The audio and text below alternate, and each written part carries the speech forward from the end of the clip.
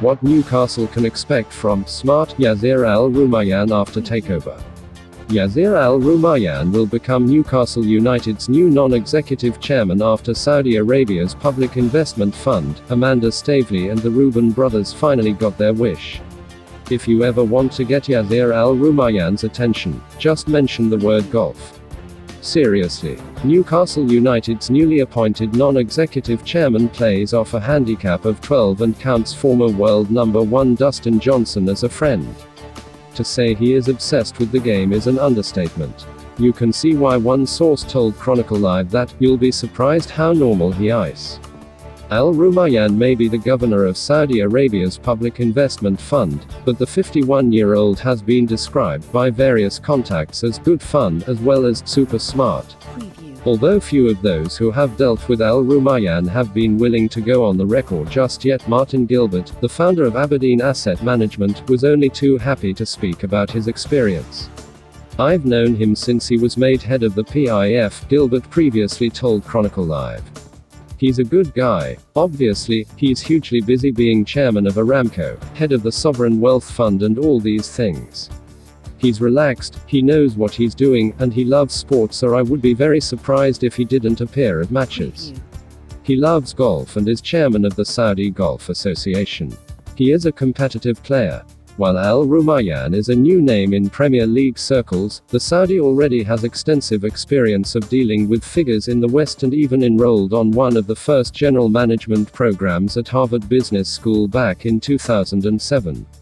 The course was designed to shape the future of outstanding leaders and, having already worked as head of international brokerage at Saudi Hollandi Bank and as head of securities listings at Capital Market Authority, CMA, Al-Rumayyan later took up a position as CEO at Gulf Investments Company.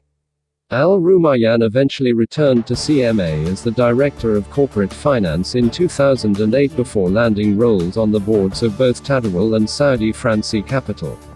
It was during his time as CEO at Saudi Fransi that Al-Rumayyan helped to turn the financial services provider into one of the most profitable investment banking companies in the Middle East, and that did not go unnoticed.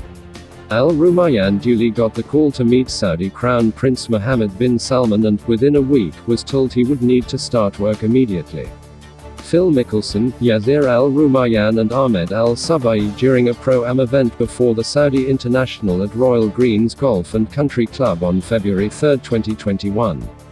Initially brought in as an advisor to the General Secretariat of the Cabinet of Ministers, Al-Rumayyan was tasked with finding a governor for the PIF.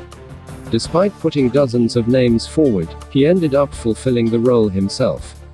Although Al-Rumayyan is also the chairman of the board of Saudi Aramco, the state oil company, it is his role with the PIF that takes up most of his time, and he will keep a close eye on Newcastle from afar. Assets under the PIF's management have more than doubled to around $360 billion since Al-Rumayyan's appointment, and, according to figures released in December, the number of staff has jumped from 40 to more than 1,000 employees. PIF's long-term goal is to become the largest sovereign wealth fund in the world as Saudi Arabia looks to diversify its economy and ease the reliance on a volatile oil market. Given the vast amount of money set aside for investment in sport, owning a football club was always on the agenda, and, for the first time since 2017, Saudi citizens will be able to watch Newcastle legally because a ban on beIN Sports is finally set to be lifted. It was this ban and concerns over who was going to be the club's ultimate beneficial owner which ultimately worried the Premier League the most, rather than the kingdom's appalling human rights record. Just as the Saudis have used golf to try and improve the nation's image abroad, the kingdom has hosted its own European tour event in King Abdullah Economic City for the last 3 years. This takeover will rightly lead to some uncomfortable questions about sportswashing. Newcastle United, in so many ways, will never be the same again. We want to hear your thoughts on this story, so leave your comment below. Don't forget to like and subscribe to the channel for up-to-date news from all around the globe. Thanks for watching. It was latest football news daily. Have a nice one, and see you in a bit.